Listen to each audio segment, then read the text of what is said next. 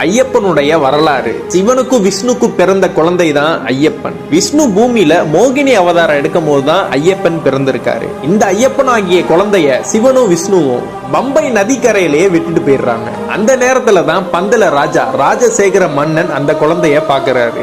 அந்த குழந்தையோட கழுத்துல மணி மட்டும் தொங்குனனால அவருக்கு மணிகண்டன் பேர் வைக்கிறாரு. தனக்கும் ரொம்ப வருஷமா குழந்தை இல்லாதனால அந்த குழந்தைய இவர் வளர்க்க ஆரம்பிக்கிறாரு. இவரோட அரண்மனைக்கு அந்த குழந்தைய கூட்டிட்டு போய் பாசத்தையும் வீரத்தையும் சொல்லி கொடுக்கிறாரு இந்த பந்தல ராஜா. ஆனா இவரோட மனைவிக்கு மணிகண்டனை மகனாயத்துக்க பிடிக்கல. மணிகண்டனுக்கு 11 வயசு ஆகும் போது மணிகண்டன் தான் அடுத்த ராஜான்னு சொல்லி நாடு முழுவதும் பேசப்பட்டது.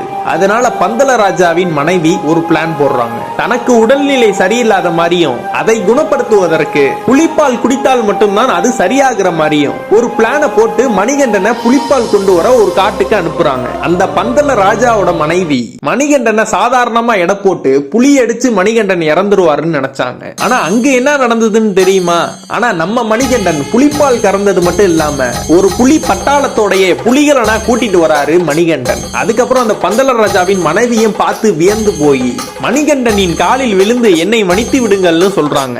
என்னை நீங்கள் பெறாவிட்டாலும் என்னை வளர்த்து ஆளாக்கியவள் நீங்கள். எனக்கு இந்த ராஜ பதவிகள் வேணாம். எனக்குன்னு ஒரு இருப்பிடத்தை நான் அமைத்துக் கொண்டு அங்கு வரும் பக்தர்களுக்கு நான் அருள் பாலிக்க விரும்புகிறேன் சொல்றாரு. பந்தல ராஜாவிடமும் ஒன்னு சொல்றாரு. நான் இங்க இருந்து ஒரு அம்பு விடுகிறேன். அந்த அம்பு எங்கே போய் வீழ்கிறதோ அந்த இடம் தான் வேணும்னு சொல்றாரு. அந்த அம்பு விழுந்த இடம் தான் சபரிமலை. இந்த கலியுகத்துக்கே கண்கண்ட தெய்வமா இருக்கிறவர் தான் சபரிமலை ஐயப்பன்.